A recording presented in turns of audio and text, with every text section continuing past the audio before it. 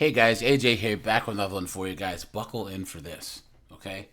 Buckle in for this. Guys, we have an article here. It's actually an op-ed, okay? It's why has Brenda Andrews been on death row for 2 decades? It has everything to do with sex, right? And this is written by Sandra Babcock, Evelina Beatty, and Susan Sharp, guys. And let's just look at these knuckleheads right here, okay? These are them.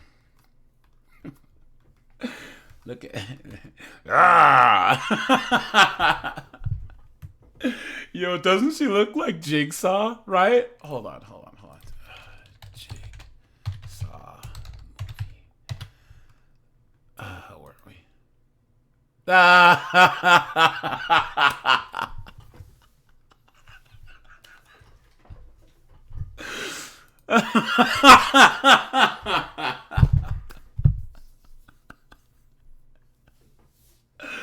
Oh man, you guys, the best things in life are free. Guys, I am so off track. I'm sorry, but either way, guys, this op-ed is written by these three knuckleheads right here, and they're lawyers, guys. Okay, and they're trying to say that this woman that's in prison, that's on death row, sentenced to be deleted in Oklahoma, has been wrongfully sentenced. All right,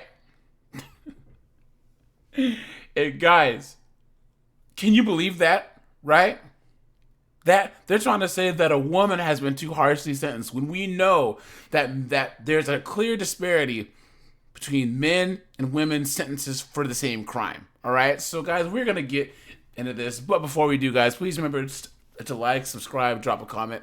It really helps keep this channel going. Hit that notification bell, guys, and check the community tab for the lives. Guys, who is Brenda Andrews, right? Let's just look at this first, okay? Let's do a little intro here, and this is by Marley Records. Okay, sub to their channel, man. This is a pretty good channel to talk about crime and all this other stuff, right? And from what I understand, guys, apparently she was really pretty, and like it was shocking that someone would actually do that. That looks as cute as her. Now, guys, I haven't seen her picture, but you and I know, guys, that doesn't matter what a woman looks like, man. They're like those frogs that people are like, ooh, a cute little frog, and then they touch them and they're poisonous, right? So guys, let's just jump into this. Okay.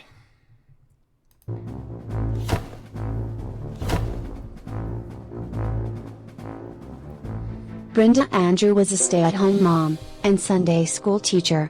She had married her high school sweetheart, Rob, and together they had 2 beautiful children. But at the age of 40, Brenda was having a midlife crisis. Of course she was. She and Rob separated. In November 2001, Rob went to pick up the kids, and Brenda asked him for some help with the furnace pilot light. Moments later, Brenda called 911. Her husband had been shot to death and she had been wounded. She told police 2 gunmen had attacked them in their garage. Police investigating the crime quickly discovered that Brenda had been having an affair with a fellow church member, an insurance salesman, named James. Of course she was, right guys? Of course she was. James Bavat. James had recently sold Rob $1 million life insurance policy.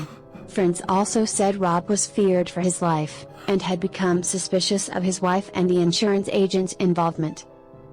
When police went to arrest Brenda, she was gone. So was James Bavat. 3 months later, the fugitive couple was arrested at the Mexican border. Wow. James was tried first. He was convicted and sentenced to death. Then, it was Brenda's turn. Prosecutors argued that she helped her lover kill her husband for money and a chance at a new life. Of course she did. She even shot herself in the arm to throw cops off her trail. What? She shot herself in the arm too? Whoa, this chick is a gangster, man.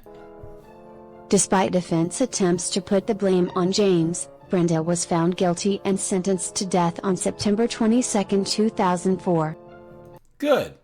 Guys, give that district attorney a round of applause, right? Good. She's the only woman on Oklahoma's death row and awaits execution at Mabel Bassett Correctional Center. Wow. Now, guys, let's go back to this article and see what Sandra Babcock, Evelina Beatty, and Jigsaw have to say, okay? In the United States, we no longer execute women for adultery, do we? Oh, and guys, these women are part of the co-founder of the Center on Gender and Extreme Sentencing and author of Manifesting Justice, wrongly convicted women who can reclaim their rights, please. Okay? Okay. While the law says we can't sentence people, that we can't execute someone for adultery, the case of Brenda Andrews in Oklahoma makes it clear that women's consensual extramarital sex is still seen as evidence of extreme depravity that merits harsh condemnation up to and including the penalty of death. There have always been a double standard in this country when it comes to adultery. In colonial times, when adultery was a crime punishable by fines, stocks, whippings, or death, there are few records of any prosecutions of married men. That doesn't mean that they weren't there. By contrast, the colonies frequently prosecuted married women for adultery. It remains a crime in Oklahoma. Although rare, adultery prosecutions throughout history have overwhelmingly targeted women and girls. Guys, sidebar. Do you see what they're doing here? She got convicted of deleting someone, of the M word. What does this have to do with anything? Guys, let's just keep going and see what they have to say. Brenda Andrews was sentenced to, a deletion in Oklahoma County in 2004 for the deletion of her husband, Rob Andrews, from whom she was estranged. What does that matter? She was estranged. Although she is not the only woman to be convicted of deleting someone in Oklahoma, she remains the only woman facing being deleted in the state. Her crime was not so unique that it would explain her sentence. Less than a year ago, Christy Evans was sentenced to life imprisonment for conspiring to delete her husband. So why has Andrew been on death row for 2 decades? Look, this woman was conspiring to do it. She didn't do it. So another false equivalency, guys. The answer has everything to do with sex, as they say, right? Throughout Andrews' trial, Oklahoma City prosecutors Fern Smith and Galen Geiger lingered on details of Andrews' choice of clothing, hairstyle, and cleavage. Witnesses' testimony referred to her as a hoochie.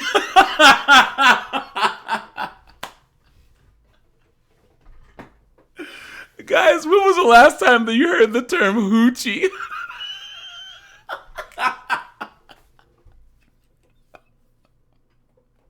You guys, I'm so sorry. Oh man, that'd be like how your grandma used to call girls a heifer or a hussy. You know what I mean? Come on. Okay. Her dresses were too tight, her skirts too short, her shirts too low cut. Smith and Geiger portrayed her as a harlot who could not control her sexual appetites. Urging the jury to convict her, Geiger displayed pieces of Andrews' lingerie in shades of pink, red, and black, and told the jury that it's not the kind of underwear a grieving widow would wear. The Oklahoman reported at the time that the display drew gasps from the courtroom. Well, it is the Midwest, you know what I'm saying? But the prosecution doesn't stop there. They told the jury that, in addition to being a seductress, Andrew was a bad mother. Why? Because she had sex with men other than her husband, and that apparently was a reason to sentence her to be deleted. Guys, sidebar here. They do that to men all the time. Guys, I'm going to say this right now, and I don't care what anyone thinks. If a guy cheats on his wife, let's just say that a guy, that he's in a sexless marriage or whatever, and he cheats on his wife, even if he gets caught and it breaks, so that doesn't make him a bad father to his kids, right? If he's still providing and doing all of that, what happens between the mother and the father in that case has nothing to do with the kids. And this is the argument that people use to screw men over in family court. Oh, well, there is this perceived wrong to the wife, so he shouldn't see his kids. Come on, right? When the shoe's on the other foot, it's unjust. Come on. Research has shown that women's sentences are often linked to their perceived transgression from gender roles. And that is true, guys, because if you look at like Casey Anthony and all these women, they always dress them up to look like these little, housewife Betty Crocker looking chicks, And the obedient, chaste wife is the archetype of femininity that has persisted through the centuries.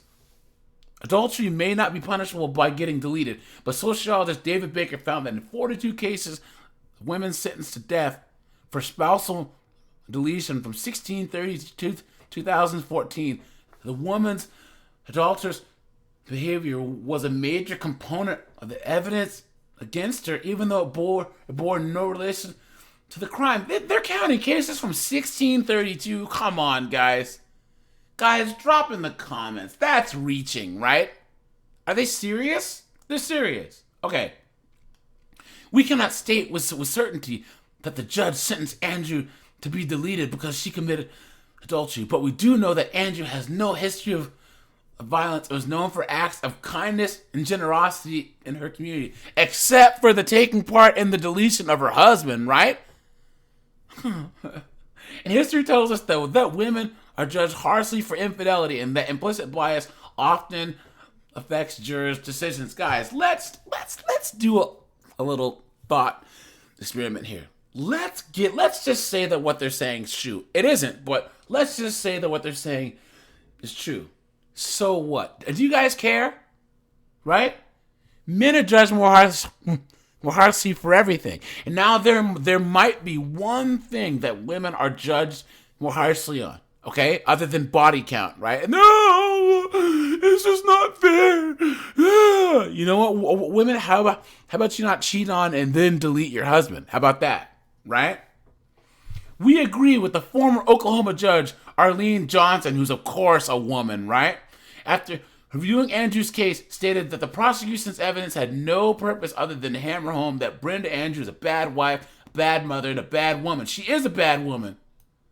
And a bad wife because she deleted her husband. That's why we are urging the entire 10th Circuit Court of Appeals, which is posed to consider Andrews' last appeal to overturn her deletion sentence. Guys, come on now. There was one comment here that I like. The first one says, or hear me out. This guy's Chris Mock. She lured her estranged husband to her home to pick up the two kids. While he was there, she told him the pilot light was out. So being November in Oklahoma, he went to relight it so his kids wouldn't continue to freeze. While looking at it, the boyfriend who sold the ex-husband an $800,000 life insurance policy then refused to allow him to change his beneficiary, hit him at point blank range with a shotgun before she took the gun and then got him a second time in the chest. So guys, the new boyfriend shot him and the wife. This all after an incident that month before where the ex-husband's brake lines had been cut and he had to fake an emergency involving Brenda, but he caught onto it and avoided getting hurt. Wow. To top it off, Brenda skipped town the day before the funeral. Wow. And look, this guy Jason says, the notion that women receive unfair sentencing compared to men is laughable. Specifically, watch the sentencing disparities when an adult woman has a relationship with a juvenile male compared to the opposite, or when a woman commits violence against a man-boy compared to the opposite. Facts. There's tons of female teachers that are victimizing young boys all the time, and they hardly ever get jail time. You know what I'm saying? But if it was the opposite, shoot. The differences are stark. Our society and judicial system is much more forgiving when a woman is the perpetrator and the man-boy is the victim. Facts, guys. Facts. Guys, let me know. What do you think of Knucklehead number one, Knucklehead number two, and Jigsaw over here? Right? Let me know, guys. This is just completely ridiculous. Okay? There is no injustice here at all. None. She deleted her husband, right? For money. She tried to do it once before by cutting his brake lines. She actually did it the second time and then ran.